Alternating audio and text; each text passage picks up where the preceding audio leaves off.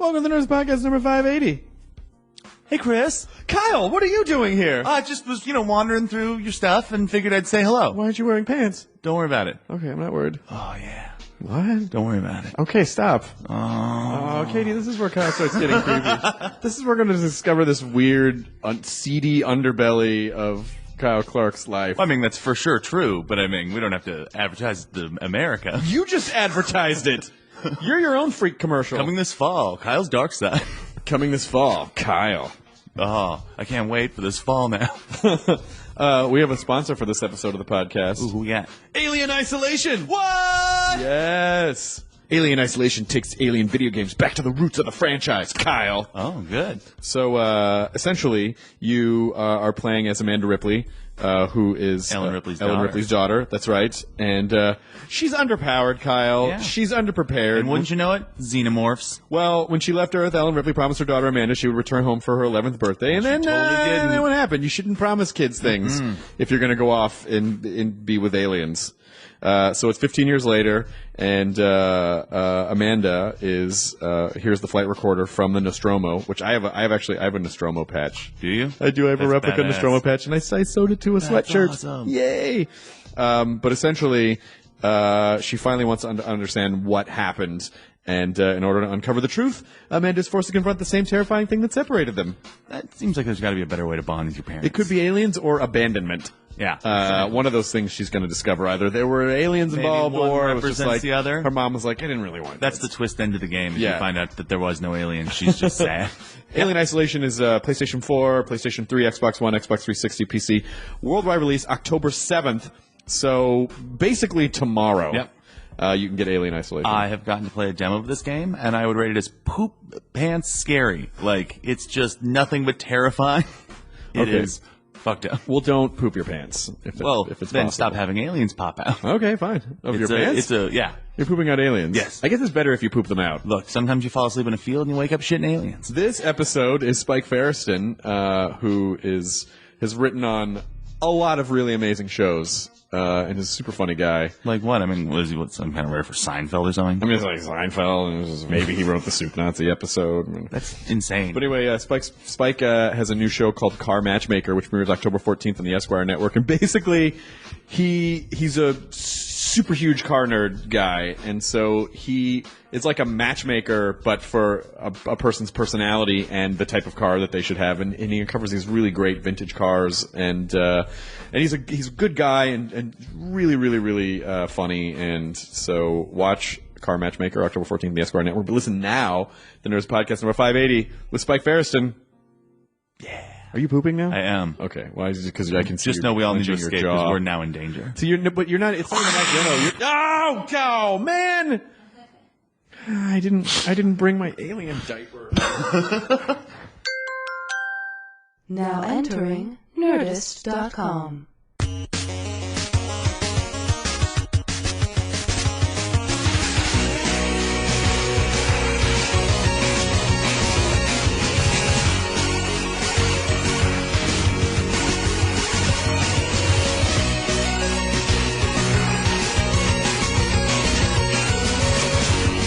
Welcome.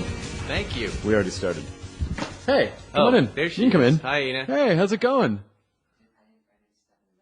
No, we have not even really just started. Welcome, and I apologize if I look tired. Yesterday was my first kind of Emmys thing. Wow. And it was yours too. Oh, no, I would be surprised. Yeah. Oh, thank you. And so I went to a couple of the after things, knowing that I had to work this morning. I'm like, but when am I gonna, maybe I'll never be back here. So why not? I feel like you must have been a million times. I've been, I'm 0 for 8 right now. I don't really go anymore. It's what I remember is nothing to eat and having to sneak in protein bars and things like that. You know what? There was nothing to eat, and then when I got. Well, this is about to sound like a big luxury problem. When I got off the red carpet, it took so long to get through that by the time that they were seating people, and they shut down the snack bar and they wouldn't give out water. I'm Right, like, yeah. But I just got off the... Yeah, it's suffering. It's a little bit of Abu Ghraib, the Emmys. I mean, I'm not exaggerating. We're the real heroes here, I think, having to go through a red carpet in a tuxedo. Oh, red Can't move that chair out of the way. It's weird. It's like having it. Yeah, just move it into the corner. There. Okay, good. But it was really surreal, but fun. And what did you do exactly? I presented an award. Oh, you did? Yeah. And how did that feel? There was a moderate amount of pants shitting for the whole day leading up to it. And then I called, I talked to Colbert the night before, because anyone in my mind that could do the correspondence dinner, especially the way that he did it, is fearless. And so I was like, I don't know, I'm nervous and I don't know this is like a much different, I've done a million award shows, but not like this. And he just said, hey, just, remember, just play to the camera and don't worry about the audience. I was like, oh, yeah, right. I've done television. and I just forgot. And he had to remind me how to do it. And I did. When I went out, I was super nervous, but then I just kind of was like, okay, I'm just going to do this. And I did not look at anyone in the audience. And I just played to the camera. And I think it was fine. So anyway, that was my long tale. And then what happens for you after the Emmys? Governor's Ball? Emmy parties? I think it's straight to the Oscars. Oh, you mean last night? Was it enjoyable at all? I'm trying to remember anything enjoyable about Emmy experiences I've had, other than pictures with my buddies out front. Once I drove a yellow Cadillac Fleetwood 73 with all the Letterman writers in it to the Emmys. That was really fun. Fantastic. Yeah, hanging out of the sunroof, drinking Jack Daniels. Oh, no, it was, it's still this. It's very exciting to me still because Who did you meet? A lot of people. I met Lena Headey and who else? Lauren Michaels, and I don't know. It was just a whole. It was like, oh, I recognize you. But then in that environment, everyone's pretty chill because they're all in the same. You're in the club. Well, it's just that everyone's kind of vulnerable because everyone's kind of nervous and stressed. Because they have to go out and present, and so everyone was very cool. But I mean, the stuff that you've worked on is, I could just talk to you for an hour about Space Ghost. Yeah, let's talk about Space Ghost. I mean, but people know everything, right? People know everything. I don't know. Most people don't know who I am. Even after the talk show? Even after the talk show. I'm just a guy that kind of looks like you a little bit. Seth Meyers, just like without the glasses. There's definitely like guy. A white guy creature mold. Right. Where it's like plop. Yeah. Skinny guys with spiky hair, kind of unshaven beards. Yeah. There's definitely...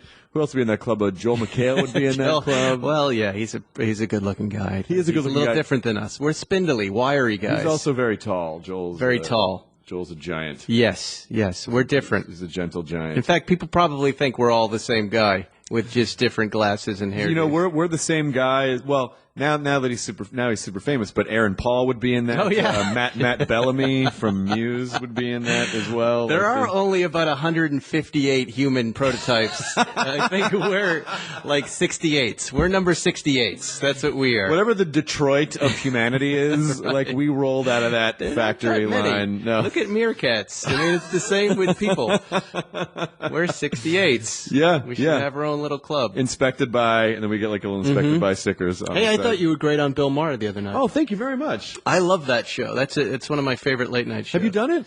Have not done it. I don't want to do it. I don't like getting close to things I really like because it's going to ruin the experience. Oh, you don't want too much of the behind the scenes. I don't want too much of behind the scenes, like Howard Stern or that show. I really love those shows, and I feel like if I go on, I'm going to lose. I'll just work against myself in my own head. You think so? And no matter, even if I kill it, I'm going to kill myself after. Like, I won't sleep for 2 days, and I go, oh, the way I looked or what I said. Why did I do it that way? And then I won't be able to watch the show anymore. Yeah, okay, I totally understand that. Because I'll tune in. But we were watching you, my wife and I. We thought you were really funny. Thank my you wife very much. didn't know who you were, but asked, who's that guy? He's really funny. He looks like you. He looks like you. You guys. He's a 68. We are the 68. Someone should just meme that. Is basically just just do a grid of different model model types. Yeah, and for we'd sure. be the 68, and then we'd be like the nine square. It's an upgrade from where I showed up last, which was on menwholooklikeoldlesbians.com with Dana Carvey and Al Great Franken and Todd Rundgren and. I would rather be on the 68s than that site, to be honest with you. Oh, I love a good Todd Rundgren reference. The Something Anything album is fucking fantastic. Mm-hmm. Are you a Rundgren fan? No. Okay, well. I just like the reference. It's a good reference, but it's also a phenomenal album. And you're cheating yourself. You're just cheating yourself. After this. Did you? You're not going to rush right after this and go do that. So you started as a page, or you started as at SNL? As an intern. I was an intern on at NBC. Mm-hmm. I was the guy who was getting Bud Talls and cheeseburgers for the graphics guy who handled Saturday Night Live and Letterman, who was on late night by that point. And then so at what point did you start tossing jokes? Harassing Dennis Miller to do jokes. I think when shortly after I was hired to be the receptionist on Saturday Night Live, and my desk was right in front of Dennis's office, and all I did was read newspapers and answer phones and toss jokes behind me, and he started doing them, and before you know it, people were asking who wrote that joke, and it was that kid Spike at the desk, and I managed to leverage that into a writing job on Night Music with David Sanborn. I don't know if you remember that short-lived Star Trek music show. Oh, my God. I don't know if I remember that show. It was Sunday night. Michelob presents Sunday night. It was a Lorne Michaels music show that Jules Holland and David Sanborn hosted, and we had Todd Rundgren on it. Anything in the Michelob comedy brand. It was an incredible show. Hal Wilner, who's still the music supervisor for SNL, was doing the music supervising for it, and so we'd have like the Chili Peppers and Miles Davis on stage together, and Clapton. It was an incredible show. Sadly, I don't think you'll see it because of music clearances again. But it must be on YouTube somewhere. I think there are pieces of it and snippets here and there. But I got to meet so many incredible, like Miles Davis. You don't expect to meet Miles Davis when you get into show business. No. And there's a certain type of person that's so kind of ingrained in our cultural DNA. Mm-hmm. That when you see them in person, you're like, you're a hologram, right? You're not an actual person. I couldn't just poke you. Well, when I met him, Marcus Miller brought me in the room because I used to shoot little short films that would run as bumpers in the middle of the show. That's how crazy the show was. They were just like, here's this camcorder, shoot things, and we'll put it on. Yeah. Go shoot something with Miles Davis. Now, I'm a former bartender, intern guy, going to meet Miles Davis. I walk into the room, I go to shake hands, and I shake it like a white guy, which immediately throws off Miles Davis. I wasn't going to do the fake kind of black guy, right. and he was upset by it. And he went, what the? And Marcus Miller starts laughing, and then he dropped his trumpet, and it fell right on the bell, and the trumpet kind of bent. And he just looked at me, and Marcus said, you better leave right now. Oh, shit. I said, what? He goes, just walk out. And I walked out, and Marcus came out, and he goes, okay, I want you to come back in the room and pretend nothing that happened, and shake his hand the way you want to shake it, the way he wants you to shake it, I mean. And I walked back in, reenacted the moment. This time he had a new trumpet and didn't drop it. It was pure insanity. Every moment it was excellent. I was like, could be the most awesome moment of my life. And he just pretended like nothing ever happened. Nothing happened. Absolutely nothing. And then I took him into a room with a camera and lined him up, and I said, all I want you to say is, I've had a sore throat for 33 years. So I framed him up, and he went, I've had a sore throat for 33 years. And then I would put the little night music bumper on it, and that was our little short film for the week. I like to think that maybe Miles Davis is some type of an android or something, and then they basically powered him down when you walked out of the room, and then just tweaked a little programming, and then relaunched him. They rebooted him. All of that was. I went to music school, so I'm spinning out of Berkeley right? College of Music, meeting these guys and hanging out with them, and losing my mind. What instrument were you going to play? I was going to score movies. Nice. I was going to write songs. Really, I thought for sure I'd end up being a school teacher, teaching music. And if I'm lucky, I'll be composing like elevator music, Muzak, because Muzak was based in Boston. That's about as high as I aimed at that point. And it wasn't until I started watching early Letterman shows that I realized there's a place for me, network television. In fact, it was Dave one night was throwing light bulbs off a tower and smashing them, and I had just been thrown out of the dorms for doing the same thing. Oh, it's fine when Dave does it, but not at Berkeley School of Music. No, at Berkeley School of Music. It's just a weird coincidence, but I thought, well, that guy is getting paid by NBC to do what I just got kicked out of the dorms for. This place, network television, must be where I should go. And I started setting on my sights on getting on that show no matter what, even though that show was in New York and I was in Boston. And no kidding, like a month later, we hire a new cocktail waitress at the place I'm tending bar, and she walks in with a Letterman varsity jacket. And I said, where do you get that? She goes, I was dating the graphics guy for David Letterman. I said, can you get me an internship? She said, yeah, he's still in love with me. He'll do anything I want. And a minute later, you know, flying to New York on Big Apple Air for $29, sleeping on friends' floors to go get your sexually transmitted employment. That's right. And you know, and then eventually just drop out of school and just go, this is where I'm supposed to be.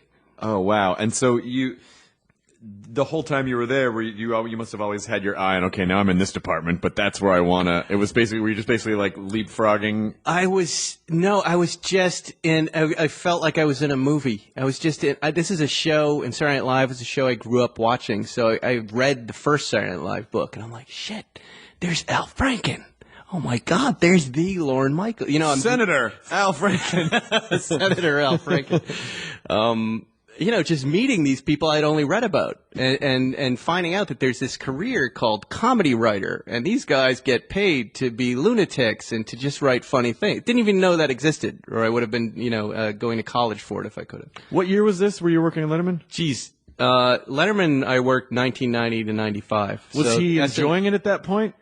I got 2 NBC years in there, yeah. And the NBC years were terrific and a lot of fun. Then when we went to CBS, he owned a lot more of the show and the fooling around stuff. I mean, we were driving golf balls in the hallway and just wrecking 30 Rock and having a good time and, you know, dropping water bottles down elevator shafts and listening to them explode, you know, every day.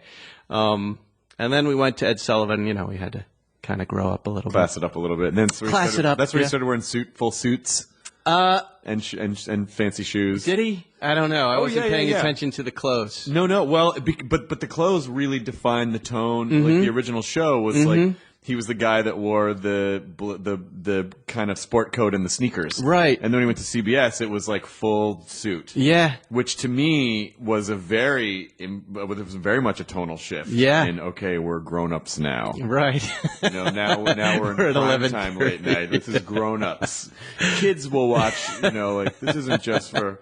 So that was a very interesting tonal shift. But I'm also fascinated that you had any kind of a connection with Dennis Miller, because he, I don't know, he just seems like he was,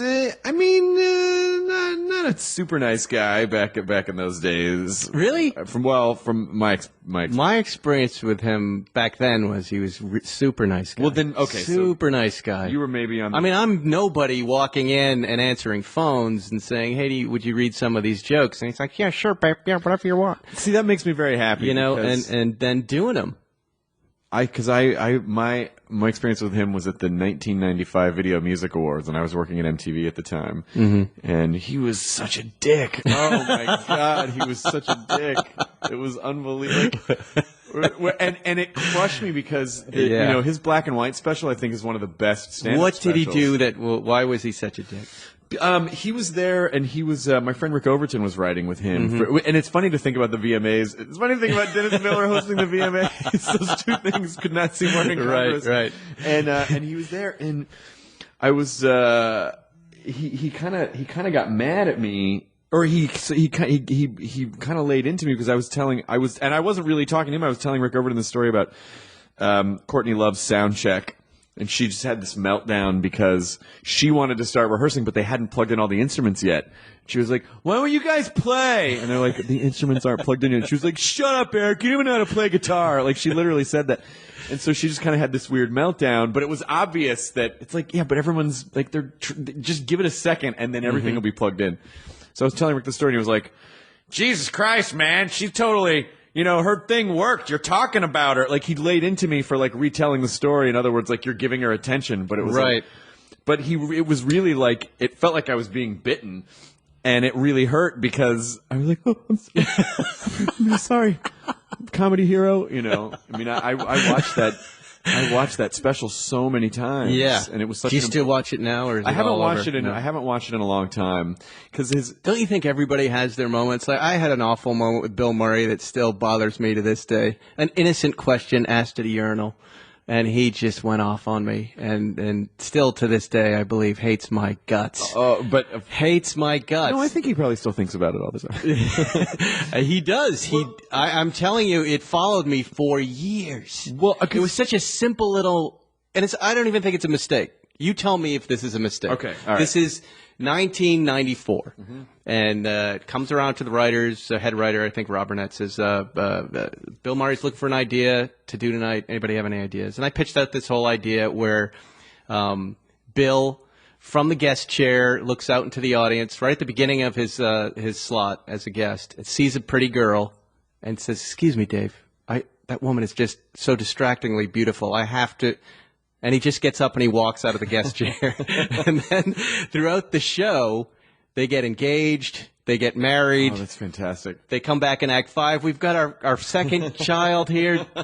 Then things go wrong. There's a divorce and a second wife. It's a funny kind Which, by the way, is also very much in the Bill Murray voice. Very much. and not a big deal that he decides to do it and then changes his mind at the last minute, does somebody else's idea. I didn't care. But I find myself at Saturday Night Live party that Saturday night in the bathroom next to Bill Murray, who I'd been sitting with, I believe, me and my brother. And so, he sits with crew. I was sitting with him and chatting, having a nice time. And I look over, making small talk, and say, "Hey, how come you didn't do that idea of mine?" And he goes, "I don't have to fucking tell you that." And he's immediately hostile. And before I can back off and go, "Hey, he was just joking around, just making small talk," he just starts unloading on me. And he runs out of the bathroom, goes up to my brother, and he goes, "Your brother's a fucking asshole. Did you know that? He's a fucking asshole." Just hostile. Oh, that hurt. Yeah, That's like nightmarish. That's nightmarish. I had this nightmare that Bill Murray told me I was in it. Who I love. Yeah. I love this guy. I think he's fantastic. So I'm like, whatever, I fucked up. I shouldn't have said anything to the guy. He's a bit of a landmine here and there. A couple years later, he's hosting the ESPYs, and a friend of mine is good friends with him, is going up to see him. He's like, "Come on, we're going to go hang with Bill Murray." And I'm like, "You sure?" Does he know that I'm coming? Because you might want to just mention it's your friend Spike from Letterman. She goes, "Yeah, he's not going to have a problem." I could just mention it before I go up there so I don't have to get bitten twice, as you said. Yeah. She goes upstairs, calls down. She goes, "Yeah, you can't come up." Oh, So shit. now I got smoked. So now, I'm on the outs with one of my big heroes. Oh, that's a way more intense story It's than mine. intense and awful, isn't it? I could have just caught Dennis Miller in a bad moment. We've all, and still I think about Bill Murray like I think of any of us. We all have these bad moments. I wonder what... Someone has a bad Chris Hardwick moment. Oh. Probably one of these two people in the room right here. Oh, not these fucking assholes.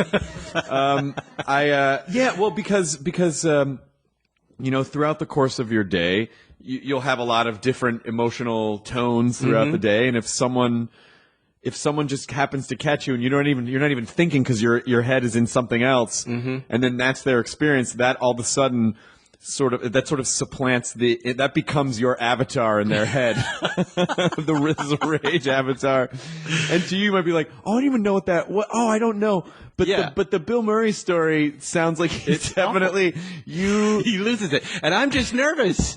And I don't know, and I shouldn't. I've learned now not to talk to men at urinals. Now, not to get too psych deep into this, but I wonder if it had anything to do. Maybe it was like a flashback of SNL, or like the days when it might have been like super competitive or super. Why didn't it? You might have. That's right. You might have just hit like a crazy backdoor button. I think it's a generational writing thing. Yeah. Because in that moment, I don't care. I'm making small talk. I'm nervous. I just want to strike up a little conversation with a guy I really admire.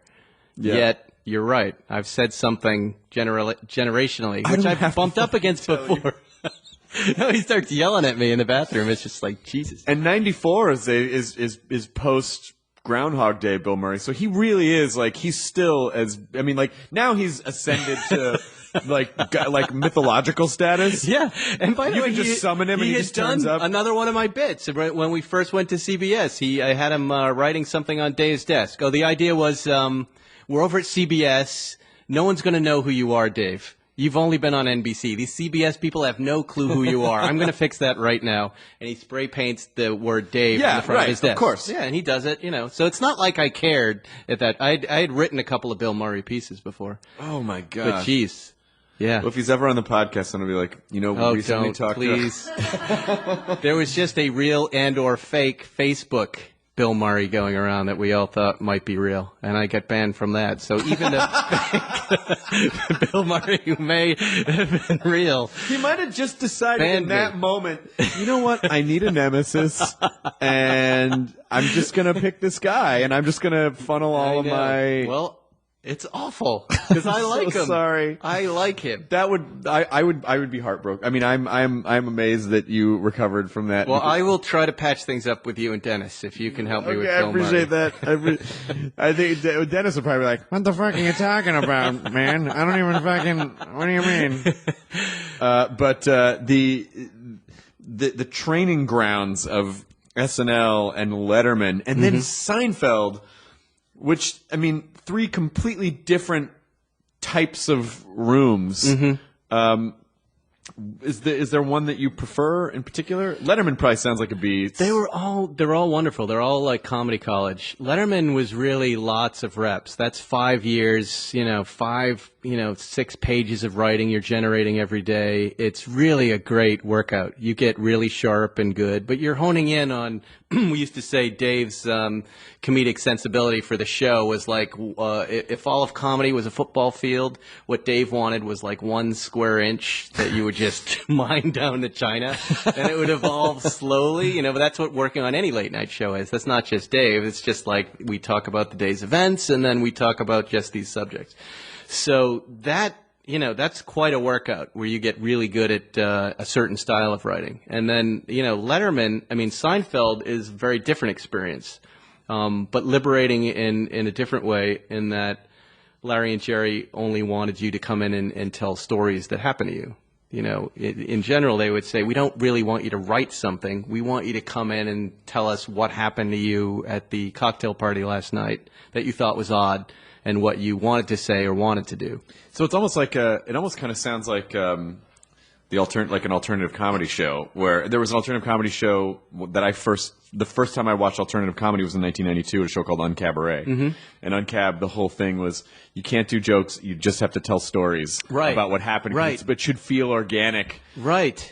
And now, I go back and I see some of the episodes that I wrote, and they're all things that happened to me. You wrote the Soup Nazi episode, right? The Soup Nazi episode, the little kicks, all the stories inside of them, the muffin tops, they're all little stories that happened to me while I lived in New York.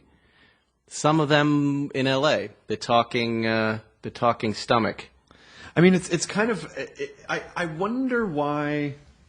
I wonder why more shows, because part of the reason why I think that show felt so different is because it was so unique and specific and didn't. It was not Follow that thought, that question you wonder why. Okay, never mind. Well, networks. I know, but every time you try to go near stuff like that, they're so confused. But it's so. I mean, but like, how can you not look at like that? Like, look at Louis' show. Louis, yeah. I mean, that's for sure.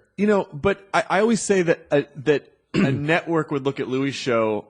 And they would not, because it's very difficult to put this to make this a data point and to say, because it's not it's not really quantifiable, it's not really tangible in the sense where you go, oh, you just kind of let a guy be funny in the way that he's funny and organic to how he is. But a network look at Louis' show and go, oh, okay, so what America wants is a guy who's like 46 with like a ginger goatee. Like they would look at all the wrong, right? And not like, no, you just let him tell stories and like be funny the way he's funny. They don't. That's very that's risky. Well, you know the story, right? We all know the story that they didn't have anything to do with it. Really, yeah, he just said, give me the money and I'll make it. No, more to the point, he said, wire me the money. He said, wire it and I will deliver the show. But nothing. You get zero. And I think he told me the closest they got to it was somebody from FX came and had coffee with him just to have coffee with him, and he showed him a joke or something. He's like, "You going to show me the casting? No. You're going to show me the budget? Nope. I'm showing you nothing." And then we get Louis' great show. Yeah, I mean, I would say I don't, not everyone could pull that off. But Louis couldn't even pull it off. I mean, Louis, I've been watching Louis make his shows for an awful long time and his short films. And what's so interesting to me is every time he would make something that didn't quite work or the HBO show, people would say, including me, just go broader, don't go in the direction you're headed, go back, in a CBS direction and take out the dirty stuff and maybe just talk about the kids because your observations are so amazing. You could build a show around it. And he said, I'm going completely the opposite way. I'm just going to drill down and get more and more pure with my comedy. And that's what this FX show is. He finally just got rid of everything except for him, what he wanted to do in his sensibility. And that's why it works. But it's really unexpected, like from where I saw him years ago when we were writing on Letterman together. But there's something that's, when you kind of peel back the layers and look at that show, or you look at Seinfeld, I think part of the reason why they resonate with people because there's something incredibly authentic about it, where you don't feel like they're trying to sell me jokes like a car salesman. Like there's something that feels like these are real human experiences, and the comedy is coming out of this very authentic place, and I think that's what makes them work, as opposed to the complete opposite, that sort of CBS style show where it's like, oh, these people are good joke writers, like a Golden Girls style, which I adore that show. It's a good show with solid jokes and strong characters, but obviously it's all completely fabricated. Well, it's funny. We used to say, and it still is this way for me. If you start with a funny story, you can hang jokes on any story you want. If you're a network that goes, well, let's do a girlfriend story. He's dating two girls. He doesn't know which one. You can still hang funny jokes on that. Right. Where Seinfeld or Curb does it differently is they start with a funny story. I didn't buy the blazer. I bought the blazer out of spite, and now I want to return. Stupid shit that you can also hang funny jokes on, but the story is different and funny by itself. It's not a tired premise we've seen 1,000 times. Right. And you're right, that is what's missing. Even though there's shows like Silicon Valley that are killing it right now. They're so such a funny. Great show. Yeah. Yeah, because it's hanging jokes on real stories as opposed to hanging jokes to disguise. Yeah, and I'm noticing, I know Alec Berg is working on the show as a former Seinfeld writer. I've seen a couple things that make me, encourage, that I think that's definitely a Seinfeld story. You remember one of the characters was, there was a story about Steven Spielberg floating around back in the day about how he discovered Burger King and how he sent his assistant, who we all knew, out for all the things on the Burger King menu, have them delivered to his desk to try this discovery I've made, Burger King. Yeah. And I saw that beat in the show. They did that beat in the show. Yeah. And I'm pretty sure that's got to be Berg and it's got to be Spielberg. Yeah. Oh, that's got to be what that is, and that's Seinfeldian right there. George Costanza's answering machine is the same thing. Do you remember that? I was sitting with Jeff Schaefer when he said, "Check out my friend's answering machine," and she had that message on her phone, and we were playing it for weeks and just laughing in the Seinfeld writers' room. And then we went, "Hey, why aren't we putting this in the show?" So I think Schaefer did that story for George. Believe it or not, I'm not on the phone. that one, remember? We shot the whole episode, had it edited. It was about to air, and Schaefer called the girl and said, "Watch Seinfeld tonight," and just hung up. It didn't say who it was, just left the message on her machine. So she got to experience that outing. That's in a very grand way. She must have felt honored to be represented in such. We never talked to her. She can probably sue now, but well, she'd probably have to sue. Who was it? Who did? Was it Glenn Larson or Steven? Who did? Who did Greatest American Hero? Good question. Oh, it was. It wasn't Bochco. It was Don. Anyway, it's really not relevant at all. But I did like The Greatest American Hero. It was a fun show. Where did Space Ghost? Space Ghost was a little detour when I was writing Letterman. My brother had written an episode. I didn't know what it was, but he pointed it out to me, and it just blew me away with how absurd it was and how it seemed like it was anything goes kind of writing situation. Whatever you want. Just write whatever you want and make it weird. And that really appealed to me. I think the first time I saw Space Ghost was obviously mid-90s, and I was working at MTV at the time, and somehow I tracked down a number for their production office, and I just left this long, rambling message. I'm like, my name's Chris Hardwick. I work at MTV. I fucking love your show so much. If there's anything I can ever do on it, like, I pitched myself to them on their voicemail in like 96, maybe 95, 96. And, because I was so in love with it. And and to me, that was kind of the beginning of that sort of ushered in the era of very self-aware meta type of comedy, you know, like, because we had to cycle through the 70s and the 80s to then be able to start basically satirizing all of it. And that sort of ushered in that era. You know, that's what attracted me to Letterman in the beginning. I mean, some of those bits that made absolutely no sense, like, you know, I remember there was a viewer mail letter where somebody asked Dave, what would life be like without the U.S. Constitution? And, geez, Paul, I don't know. What would life? And then, you know, they're touching the chins and they gliss. And then it was just Dave and Paul tied to a stake while a giant rat in a purple gown whipped them. Just for like 45 seconds, you know, just that. And, you know, I'm in my dorm room smoking pot going, this is the most incredible, there's nothing like it on TV. And it was like a little secret that we're all watching. It's like, holy shit, guys, come in and look at this.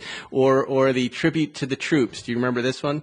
A tribute to our U.S. Marines. How about we have a nice tribute to the U.S. Marines right now? And a marching band comes out. They're all in uniform through the blue doors. And for some reason, there's a giant hot dog marching with them like that. You know, and it goes 2 minutes, and they sing some song. At the end, everybody applauds. And Dave goes, Paul, a very touching tribute for our forces, but the hot dog, I don't understand the hot dog. And Paul goes, well, geez, Dave, I thought the hot dog was your idea. And then the hot dog starts acting suspicious and backing out of the studio. And, hey, hold on, hot dog. And then the hot dog runs and security chases him. You know, those are the things that drove me nuts. Like, I have to work on that show. And I saw those same moments in Space Ghost, but in spades. You know, they were just everywhere, you know. And I, you know, again, I was like you, whatever you guys want. Can I just write one of these? You don't even have to pay me. I just want to be a part of it in some small way. So what's your, how are you, when you have to write 8 pages of jokes a day, or you have to, like, oh, I have to go pitch to Larry David now and how do you push through it if you're stuck? You know, just a deadline always helps. If like right now, I don't have a deadline. I'm putting together a half-hour pitch, and there's no deadline, so it's really hard to work. But at some point, that producer's going to call me up and go, "Hey, you know, can you come in and pitch in a couple days?" And that's where I'll get work done, actual work done. When did the Fox show was 06 to 09? Yeah, right? yeah. We did 3 seasons over on Fox, and you know, they blew it. As usual. So, did you pitch a show to them, or did they come to you? I really wanted to get back. I missed writing late night, and I believe at the time I was talking to Norm Macdonald about doing a late night show. I met with him over. Yeah. Yeah.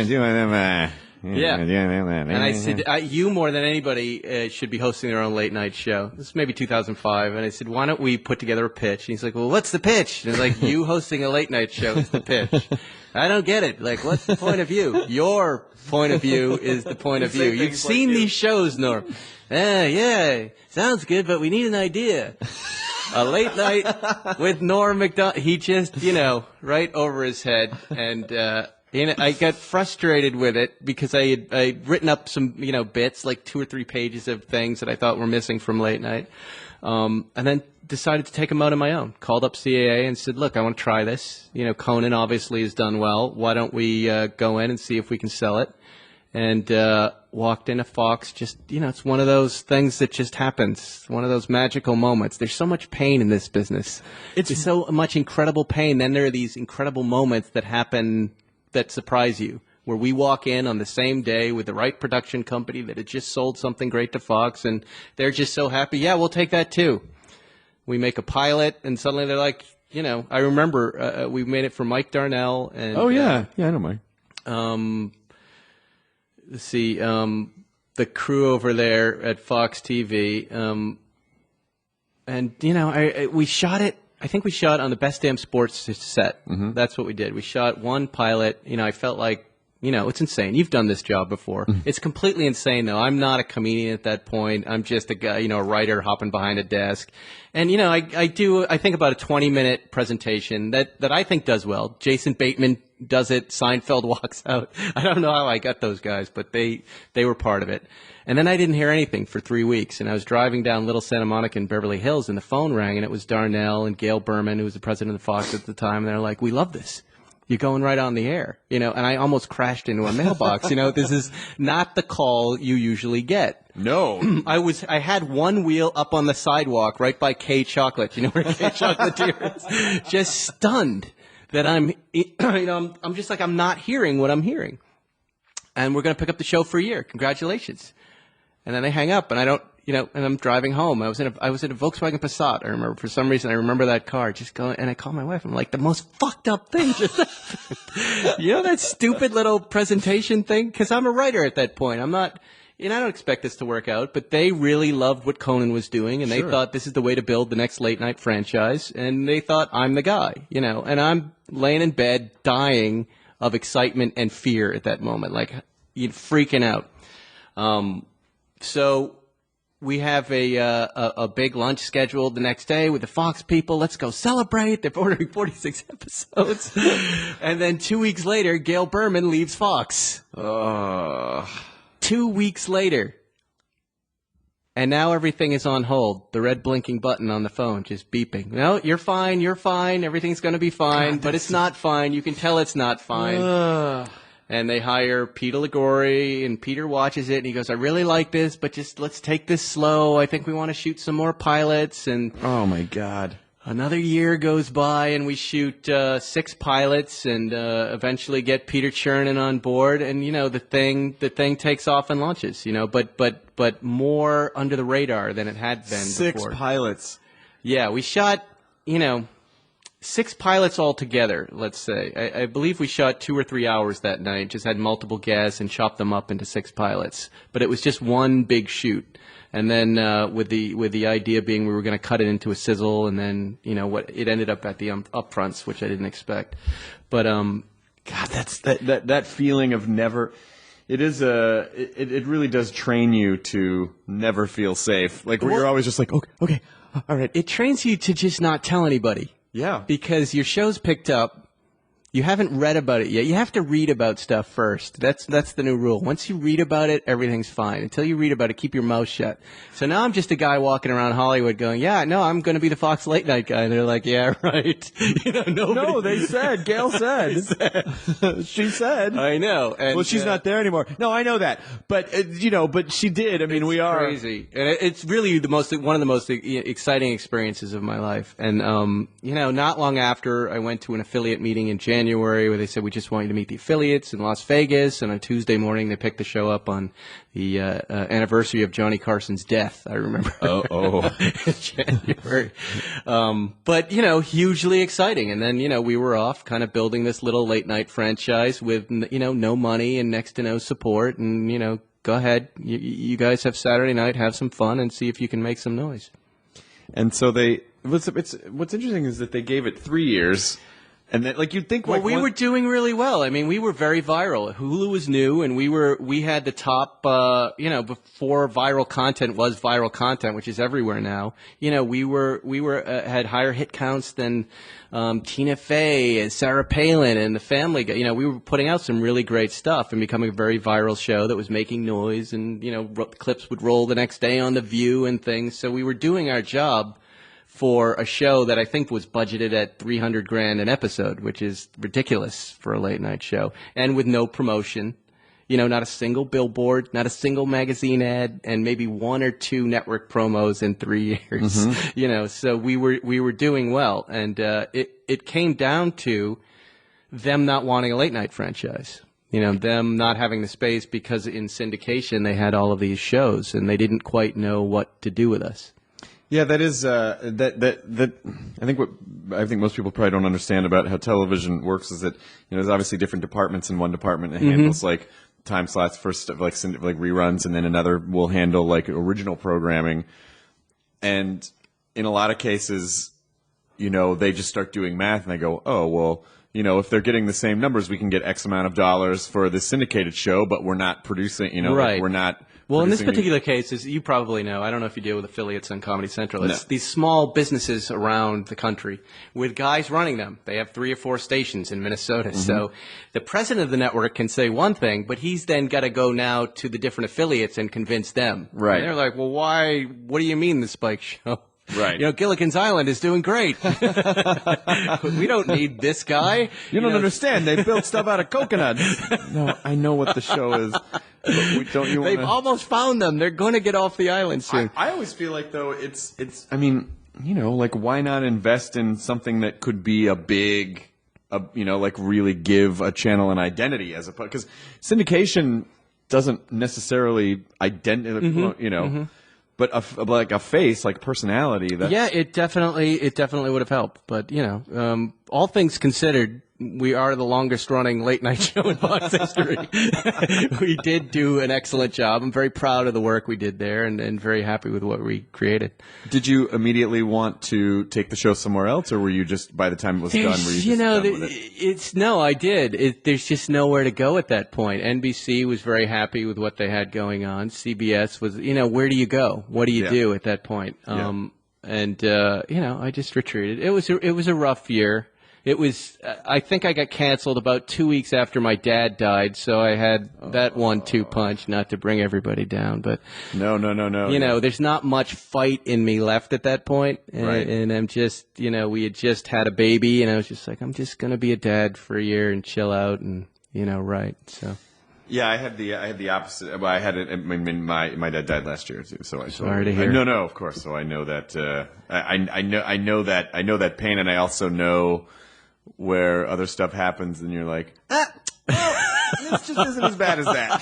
So, I guess it's okay. This was a 1-2 punch, and it was less about the show and more about the provider anxiety. So the sequence of events is I have new baby, father dies a month later, show gets canceled. So it's like, bang, now. But it's too bad you weren't moving at the same time. So you could really getting divorced. So you could see what I could take. Major, yeah, but here I am. I'm fine.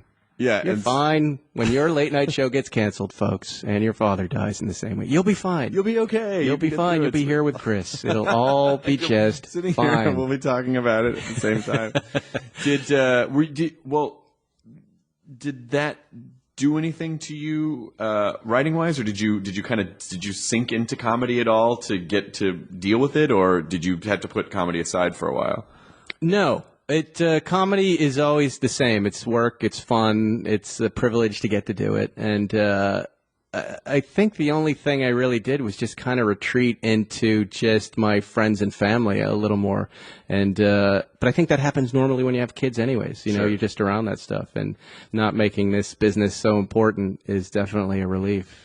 It is. That's a perfect way to describe it. It is a relief because so much of your young life, when you're pursuing stuff, they're the most important calls that you get. Yes. And it's the most important, and this is the biggest, this is going to change everything. And, if you really stop to think about, but what is it that you actually want? You know what I mean? I think most people wouldn't really, they're like, I don't know, I just want... Well, if work is your whole life and this is your work, show business, you are in for an insane ride. It is such a roller coaster. It's a yo-yo. It's so up and down, and it's vicious, and it's excellent. It is. It's professional racing is really what it is. Mm-hmm. You can win the race and be drinking the champagne and kissing the girl, or you can hit the wall and explode and just burn in front of everybody. Yeah. And there are very few people that can do it and come out of it not really feeling angry about it. Right. Longer than a day, let's say. I don't know how long it takes you to cycle through your pain, but I was able to condense it to like a day. It's usually 24 hours, right? Yeah, and it's like, all right, let's try something else. Here we go.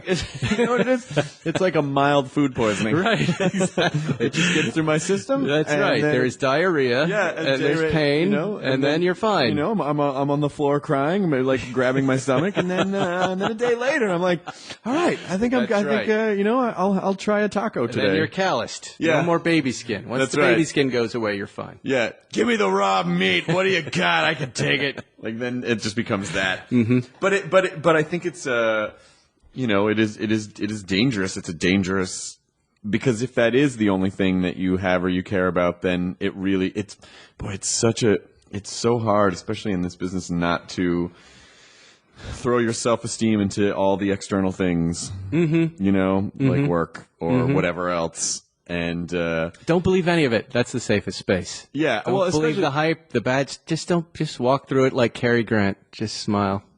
Hello, darling. It's it's going to day, be fine. isn't it? Oh, don't worry about that. Oh, my show got cancelled. Oh, sad that. Bugger. Really? Well, let's go have tea. Oh, Dad passed away. Drat. Would you like my cigarette?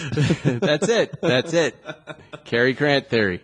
Well, and also you were also really close to some of the biggest names in comedy as well, and must have seen. Like, did you notice? Who's that? I wonder. What? Who am I close to? No, Seinfeld or Letterman or SNL or like any of. Oh, seeing, working with them, sure. But did you see any stuff from them? Like, did you see their personalities evolve, or did you see them get weird, or did you see them? No, they all care. They all care like we do. They go through the ringer.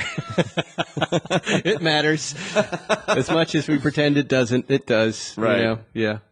Well, but I think Jerry's probably the most well-adjusted guy I've ever worked with in show business. Just really lets it roll off, works harder than anybody else, and smiles his way through it. Well, I guess that's the point, is that if you, I always say this, that, whether you're goal-oriented or process-oriented, and I think people who are process-oriented fare a lot better, because goal-oriented people can get disappointed a lot, because if you try to make a thing and then it falls down, you're like, God damn it. But the guys who really like the process are like, okay, well, I'll just start another process. Oh, you have to be open to different directions for sure, because you're never going to know what direction you're going in. If you want to achieve this thing, I have to win an Oscar. Right. You're going to be very disappointed. But if you put yourself into an environment where something can happen, you might win, the Oscar for best wardrobe guy or something. Do you know what I mean? Well, you can't predict your direction. You kind of have to take your opportunities as they come, and they're odd. They can come in weird directions. I think it's okay to have a goal like, hey, it'd be nice to win an Oscar. But I think the real part of that is, but what I'm really going to do is just work as hard as I can to do the best work that I can possibly do and try to enjoy that.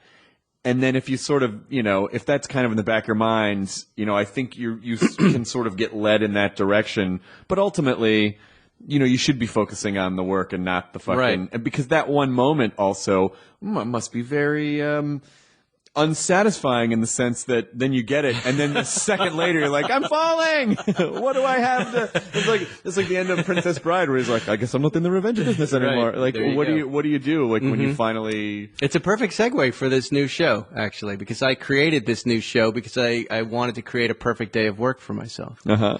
And it's the show's called Car Matchmaker. We're going to be debuting on Esquire Network. Excellent. Which is a network. It's not a magazine anymore. It's a network. Well, I know all about Esquire because Esquire almost took over G4. Almost. And then now G4 is just some weird dead satellite station that only reruns a show that I used to do called After you and Olivia Munn left. I mean, was there G4 after that? Of course there was. Well, really? Yeah. But I mean, right. that channel had nothing to do with me leaving. That channel had to do with the fact that there was some high-level corporate pissing match between DirecTV and Comcast that had nothing to do with G4. I think it had to do with something like carriage rights for carriage fees for the Golf Channel. But there is a G4 still, right? There's still a G4, but they're not producing any programming. But they discovered that just by rerunning, they're literally rerunning X-Play, which is breaking video game news from 3 years ago. So you can hear about the Assassin's Creed that came out that year, and it's still getting the same numbers that it got back then. And so they're just leaving it there. But, so Esquire took over what was the Style Channel. Style Channel. Yeah. And the Style Channel, it came back too, didn't they? Oh, it did? Yeah, I think they did. Isn't there a Style Channel? There's a Style Channel, so they didn't really take over anyone. You can cut our heads off, but they just took over Channel 235 on DirecTV. Oh, that's the simplest way of thinking about it. Good. So, how's the show been working with Esquire? It's been great. We getting back to what we were talking about. What I wanted, I'm a car nut as well, like a car nerd, I guess, to keep in theme with the Nerdist here. Yes. And a comedy nerd at the same time. And I've, worked for Letterman and Seinfeld, who are both car and comedy guys themselves. And not surprisingly, when last year I was thinking, what do I want to try next? I thought if I could create a comedy car show, a show where I go to work, I drive cars, talk about cars, and be funny, I would do that. And I had been in contact with Oprah Winfrey's former producer, Ellen Rakuten, and we were pinging around ideas. And she said, you're so good with finding people cars. And I'd given her some advice, which she did not take, and she regretted. And she said, why don't we do like a car matchmaking thing? And I went, boy, that's a great hook for a show. I don't know what the show is. Neither of us knew what the show would be, but car matchmaker is just a perfect way to sell a show. Like I could go in and did go in and just said car matchmaker, and they went, we want it. What is it? I don't know yet. Well, let's talk later. I'm going to match guys with cars. We want it right now. And, we sold the show just like that in the room. So, from there, what we developed was just a simple idea for guys, because Esquire Network is a guys network, and it's, smart, non-Donald Sterling types, I guess is the best way to describe, the Esquire man. And it's a simple idea. It's guys who don't know what to get for cars come to me. I hang out with them. I give them an experience a dealership wouldn't give them, and then pick 3 cars that'll work perfectly in their life, and in the end, they pick one.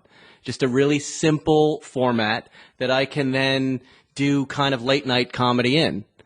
The guy and myself going down to a dealership and fucking around with the dealer, or I just did an episode with my brother, who's the cue card guy for Saturday Night Live, who bought a convertible to commute into New York. So it's a front wheel drive car that, not surprisingly, he can't drive in the snow. So we drove out to East Hampton and had lunch with Jerry Seinfeld, who schooled him on all wheel drive and weather in Manhattan. And that becomes a funny 4-minute remote you would see in a late night show. And then, he comes back, and I picked out 3 all-wheel drive cars, and he picks one and buys it. So I'm going to pitch a car Tinder, where you basically can just find a car, and then you can just go get inside of it and for 30 sex? minutes. No, you just get in the car. With a car? No, what you are you talking about? You just get inside the car for 30 minutes, and then you leave it. Car Tinder. And then that's it. Yeah. You just swipe through cars, and then that's it. That's not bad. No, it's bad. Well, it could be a sketch. That could be a sketch in the show. I'm not. I like pretty cars, but I don't understand. Like, I wouldn't know. Like, this has got one of them Hemis inside. Like, I don't know any of that stuff. All of that stuff is so boring, isn't it? All of those details. There's plenty of guys doing that stuff. That's not what I do on the show. I mostly talk about the way a car looks and what it says to the world. You know? Like clothes make the man, so does the car. And there are lots of guys, maybe like you, maybe not. I don't know what you drive. Who just like, it doesn't matter what I drive. And it does. The world is judging you. And if you have a girlfriend, she's quietly judging you. And lots of people panic when it comes time to lease this car and they don't know what to get. And they make a mistake. And I really believe at any price point, you can get a car that's cool, that kind of works in your life at whatever age you're at. You know, when I moved to LA, I had $2,000 for a car. So I bought an old Lincoln Cougar XR7 convertible that had just the rails for the roof, but no canvas. But it was excellent. It was an excellent 2 years in that car. I loved it. The girls I was dating loved it. It kind of fit my personality at the time. And instead of going with like the Geo Metro or a Dodge Neon, something small and goofy, you know, that would have not looked right driving onto a studio lot. And then you could be you could when you're Lincoln, you could be a lawyer who's helping people out of this car. What do you drive? What do I drive? Yeah, I have a 2013 Jaguar XKR. You do? Mm-hmm. Well, that's a cool car. And why did you pick Jaguar? I don't know. I just didn't have one before. And no, It's a funny brand. No, I'll tell you, suddenly just jump into. I'll tell you why. You've got because, the British flag there too. Because I sure do. Made out of Daleks. It couldn't be more British. You know, I just like the lines on the car, and I thought it was a very pretty. I just loved the lines on the car, and it was one of the Bond cars. Mm-hmm. And so, you know, I test drove it, and it was really great. The technology inside the car was very bad. Like all the onboard technology is very bad. It's very old because they don't make a lot of them, so they just don't update I think they refreshed that in the F-Type that just came out. They did. The F-Type is an incredible car.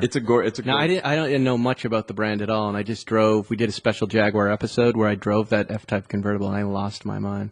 It is so much fun, and everything about it is perfect. Oh, good. That's a car for you. You should definitely get that car. Oh, wow. I'm getting one next week for a week if you want to drive it. Oh, that'd be amazing. See, this is an amazing thing that happens. Once you get your own car show, you become part of the car press, which I am car press technically. even though I can't really tell you how an engine works. You just call these guys up and they'll drop a car off at your house every week, whatever you want to drive. I need a Bugatti.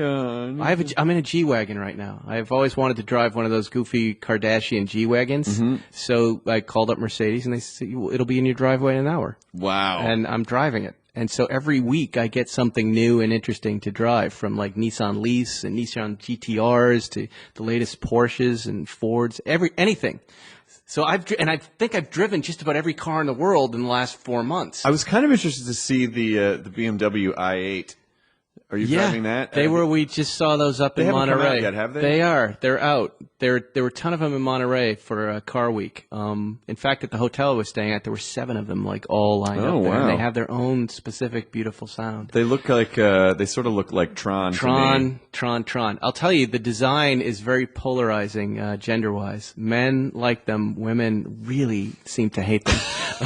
Really, not just don't like, just like, I hate this. And I think it's that Tron look. It could be, but I also think that there's a certain type of car, because I think the R8's a pretty car. I mean, the R8's an interesting looking car. It's a completely impractical car, and there's a certain type of car that I think I was at the upper end of car. The way I go, how much of a shithead? Like, you can't take this car to the store. Like, there's some cars where you can't just be like.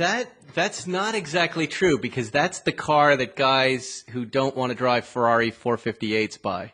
Right. They go, I don't want to be the shithead in the Ferrari 458. And I know a couple of guys out at Santa Monica Airport who got rid of them because they didn't like the raised eyebrow looks they were getting, or sometimes getting flipped off on the highway for driving it. Yeah, but you can't just be like to me in R8, you can't go, I'm going to go pick up some Golden Grams at the store. That just feels you too. Can. I don't know. Here's the thing. You're right and you're wrong. It really depends on who you are. If I knew you a little better, and it sounds like I'm getting to know you, sure. You're not that guy. You're right. That's the 2-week supercar problem. Like, after 2 weeks, you'll never drive it again. New Aston Martins were like that for me. I had it. Aston Martin dropped one off. We got James Bond themes, put it in the DVD player, CD player, and we're just playing James Bond themes for the first night. A week later, I didn't want to drive it. It was just too much of a production to get in and out of. Just for fun, I wasn't going to get it, but I test drove a couple years ago. Now, what was it's sort of the successor to the DB9? The DBS? No, it wasn't the DBS. The Vantage? The Vantage. No, not the Vantage. There's one other model, and I can't remember what it's called. The Vanquish. The Vanquish. Yes. And it was just too. It was just. It's fun. I mean, it's so fun, but it's that kind of 2-week rule. Yeah, it's like right after that, the commercial, the Aston Martin commercial wears off in your head. Then you're right. You're going to Ralph's. You're getting charcoal briquettes. Yeah, and everything feels wrong. It just feels wrong. Yeah, it's like you can't go to the gardening store and like, oh, I got dirt. No, you can't. If you're like me, you go everywhere and everything. Like. I dropped my kids off at preschool in a race car. I'm not lying, a 1968 Porsche factory race car, because it's fun and it's crazy, or an old Land Rover. That's the thing, because I don't really care. I mean, to me, when people are, it's like I'm driving someone around and like, oh my God, I don't want to hurt your car. I'm like, I don't fucking care. It's a car. Like, right. I'm not getting it because I feel like it defines me. I just think it's a pretty, I happen to be at a point in my life where I can afford to have a swanky car, and that may not always be the case. So I'm like, oh, why not? For fun. Exactly. Why not? It's silly, You're not a guy that needs help. You're happy. You're fine. I feel good. There are people who, unlike you, who are very unhappy or making really stupid choices and really don't know what to do. There's grown men buying white Jaguars, for instance, with tan interiors, who get out and you're like, what is that? You gonna get a necklace next and maybe a sundress and pumps? That doesn't look like who you are, and those are the people who need the help the most. So sometimes we have interventions. There are lots of guys and husbands driving around in cars their wives and girlfriends hate and are afraid to tell them. Right. I'm really embarrassed to go out on date night with you in this car. Can we do something else? And I always kind of think like, oh, maybe I'll just get like a fun. Just to a bang around utility vehicle. Totally. Just to the weekend car is what you're talking about. Just for something to that is. And what would that be? I don't know. I don't know. An old Mini Cooper would be cool for you. Something think so? really stupid and impractical, yeah. Or silly, like a Ford Pinto. Something really An unexpected. AMC Eagle. An AMC Eagle that or I could Gremlin. I could make up like a TARDIS. Oh, a Gremlin, like a Yeah, TARDIS. a like Gremlin TARDIS. would be great for you. You know, know- something funny. The cars that I really loved, like a car that I really wanted when I was when I got my first car. You know, and I had a budget of a few $1,000s. Is I really wanted to find like an old BMW 2002 or like an old BM or Yeah, those like are an old gorgeous. Mercedes, like one of the old diesel Mercedes. You know, like an old 70s or like a late 60s. MercedesMotoring.com. Yeah, oh, They're in nice. Glendale. Two Brooklyn hipstery guys restore Mercedes diesels. They're MercedesMotoring.com. They're the coolest cars in the world. They're all very affordable. BMW 2002s are amazing too. Those are two fantastic choices. The 2002 was such it was such a pretty car. Yeah, and they still so are. fucking They're cool. They're very collectible. And I right now. liked them. You know, there was a certain amount of like sun fading on the paint where it just it didn't look damaged, but it just kind of looked. It just had a nice texture to it. You know? I'm going to show you a car when we're done that you're going to love. All right. Absolutely love. It's All right. lime green with a purple pinstripe. Oh my It's God, an I old love it. Mercedes. You have like- that. You have. I have a picture of it right here. Okay. I'm trying to liberate it from the Mercedes Motorings guys. I'll look at it. They won't sell it. When is your show? October 14th. Nice. I believe that's a Tuesday. That's a Tuesday, yeah. 9 o'clock. How did you know that's a Tuesday? Because Talking Dead comes back on October 12th, not the Sunday. I'm aware of things as they relate to me. We're going to be premiering 2 half-hour episodes and then airing throughout the fall on Esquire Network. And they've been fantastic to us, you know. Stayed out of the way and just let us make a fun car show. And I promise you, it's different than any car show you've watched. You're going to laugh. Digital, are you on Twitter? I'm on Twitter, @Spike Feresten. Just in case people want to like, hey, here's my car, or here's a, you know. Yeah, they can reach me at Spike Feresten, or we're about to launch our site. I guess by the time this airs, our site, Spike's Cars, is going to be up and up and running. So there, Facebook or @Spike Feresten. Excellent. Happy to answer questions, talk cars, whatever you like. Just don't ask about the engines. Just don't ask me what a carburetor is. I don't know how that works. I don't understand a manifold. I don't, but I'll tell you, this show came about because that year when Ellen called me, I had sold or had a hand in selling 30 cars. Oh my God. To a variety of famous friends, friends of wives, my agent. You know, I'm just that sounding board, and I'm able to match people with cars that they end up loving. I mean, whatever that is, if that's a talent or that's just being the resident car guy in your neighborhood. It is. And it's also interesting that this is kind of what the entertainment industry has evolved into, is where you get to say, like, you know, when I'm talking to people about like what they want to do, I always kind of go like, well, write down like 3 or 4 things that you really like and see if there's a way to create some unique thing that is a mashup of all those things. Because the more spheres that you can add, the more specific and the more unique your voice, like your thing is going to be. Yeah. And it really is just based upon the stuff that you actually give a shit about. It really is. So you go, you know, for me, when I started Nerdist stuff, it was like, well, you know, I like all these. These are the spheres of things that I like. I'm a stand-up, and I also have hosting experience, and I love science and technology, and I can, no one else has quite that. At least at that time, no one else, I didn't think, had quite that collection of interests and experience. And so it sounds like you did. That was exactly what you did. That's exactly it. You know, we've cycled through cars like crazy, my friends and I. And I think I've driven everything at this point and owned cars. You know, I didn't grow up with money, so old, you know, American cars for $600 to new Ferraris and things. I know what it's like to live with the cars, not just to acquire something. Like you're saying, that supermarket analogy is spot on perfect. It's a very insightful comment you make, because a lot of people don't know that about 2 weeks in, you feel like an idiot in the Ralph's parking lot, or you don't, depending on who you are. Right. Or the front end scratches, bumps because the clearance is too low. So every time, you know, you won't drive that car again. But a lot of people don't know that. Yeah, there are definitely weekend cars, and there are definitely like day-to-day Exactly. cars. And I really did.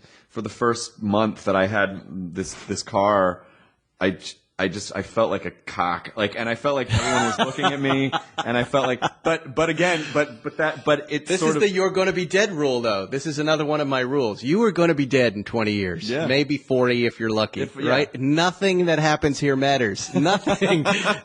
People aren't even going to remember Obama. It's just nothing. None of it. Enjoy your life. If you really want an experience, get that thing. Sure. Don't worry about the kids' college money. Get the thing.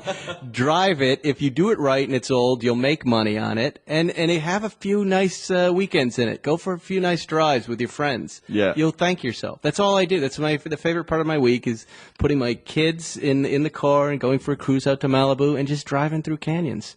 And just, having a nice afternoon with them. Or we just drove back with some friends of mine from Monterey. We left Pebble Beach early, all the blue bloods with the funny suits, and just drove down the coast and drank coffee. Father's passed away. Let's hop into the car and go for a drive. Let's get the hell out of here. Because when I was in college, I went to UCLA and I worked at this country club, Bel Air Country Club, and I worked that place in Beverly Hills there. It's in Bel Air, like up in the Bel, and so I caddied and I worked in the bag room, I worked in the pro shop, and I worked but ultimately, and I worked in the locker room, but then ultimately I settled for the last 2 years, I worked in the parking lot. So I sat in everything, and one of my it's such a distinct smell, but one of my favorite smells is like the way that the leather cures in an old Mercedes. Like some of the people would come in these like, late 70s SL Mercedes, and there's something about the way that the leather, and it would get really glossy, and it just the smell of it was so interesting. It was just like I'm sure it smelled different when it was new, right? But there was an aged leather smell in those cars that I absolutely. Every car has its own little smell. You're right. It doesn't quite matter if you get in a '73 911 RS. They all kind of smell the same. And so I got to drive a lot of I just like park basically a lot of really interesting cars. And Carol Shelby drove a Shelby. Wow, that's cool. Yeah. But it was fun. It was really fun. So October 14th. Car Matchmaker. You will see me on TV. Good to see you, man. Thanks for coming very by. nice to meet you. To meet you after. Yeah, it is. I'm always surprised at people that I feel like I can't believe I haven't met that person yet. There's so much crossover. That it seems odd, but anyway. That's how I felt about Jeff Goldblum. No, I'm not just joking. Man, it's Chaos Theory. Chaos. Yeah. All right, cool. Enjoy your burrito, everyone. Now leaving Nerdist.com. Enjoy your burrito.